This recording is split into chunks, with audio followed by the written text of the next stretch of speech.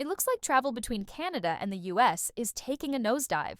According to new data from travel analytics company OAG, forward bookings between the two countries have dropped by as much as 75% in the coming months. But what's driving this sharp decline, and how are airlines responding? Let's take a closer look in today's aviation update.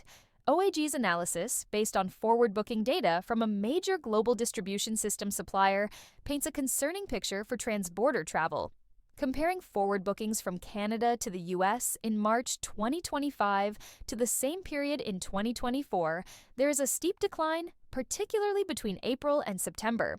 Here's a month-by-month breakdown of the drop.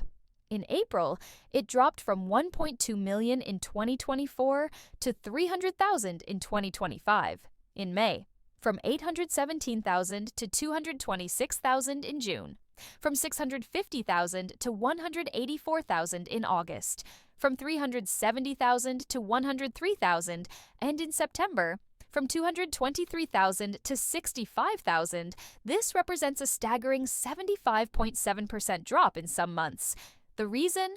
Experts believe it's linked to the ongoing uncertainty surrounding trade disputes between the two countries. According to research by Ledger in February, nearly half of Canadian travelers, 48%, reported being less likely to visit the U.S. in 2025 than in the previous year. Canadian airlines are closely watching these developments.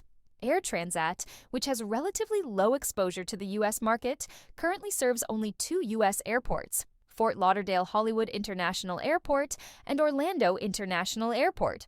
Despite this, the airline's leadership has acknowledged the shifting trends.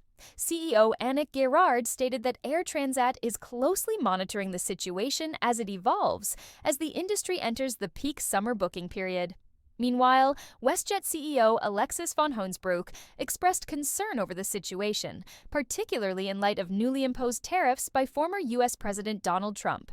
He stated in an interview with CTV News, "I am personally very disappointed by the way things are going. I think that a trade war is the very last thing this country, this continent, this world needs." Air Canada, which had projected 2025 adjusted EBITDA earnings between 3.4 billion Canadian dollars and 3.8 billion Canadian dollars, has acknowledged the uncertainty surrounding government actions and potential tariffs as a factor in their financial guidance. Despite the decline in bookings, airlines have made minimal adjustments to capacity between March and October. According to Cirium's Diomi airline planning tool, flights between Canada and the U.S. have actually increased by 4.1%, and seats have grown by 4.5% compared to the same period in 2024. However, not all airlines are expanding. Air Transat has cut 22% of its flights. Flair Airlines has reduced flights by 26%.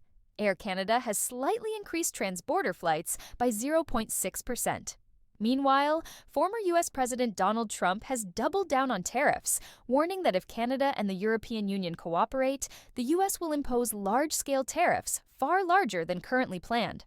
Given the ever-changing nature of these policies, airlines may continue to adjust their capacity on short notice. While the OAG data paints a bleak picture of transborder travel, Air Canada has pushed back against the findings. The airline provided a statement to Simple Flying, stating that the reported 70% decline is not reflective of its own booking trends. According to Air Canada, they added that more details would be shared in their quarterly calls, meaning the real impact on bookings is still unfolding. But what do you think? Will Canadian travelers return to the U.S. as the economic situation stabilizes, or will tensions continue to keep bookings down? Drop your thoughts in the comments below.